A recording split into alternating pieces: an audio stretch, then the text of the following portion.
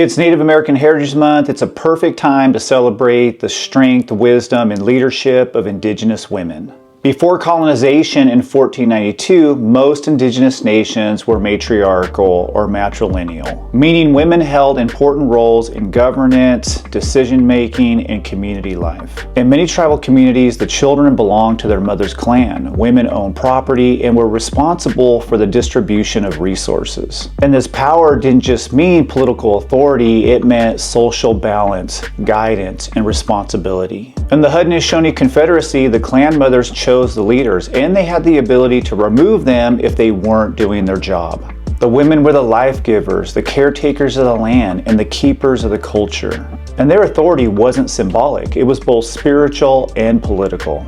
And here's a little side note, American democracy is based in part from Haudenosaunee political philosophy. But in the American system, they denied women the right to vote.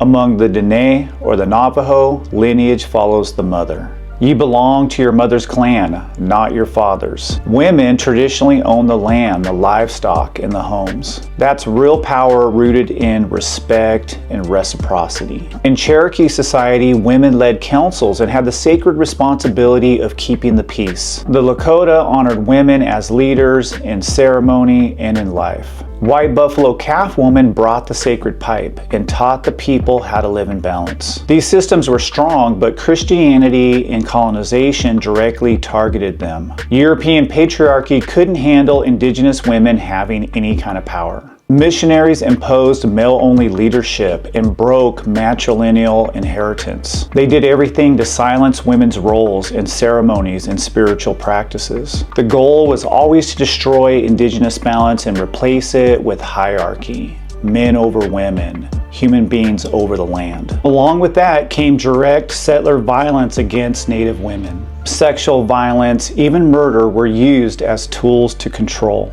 And this colonial terror didn't just harm individuals. It destabilized Indigenous kinship systems, clan structures, and community safety.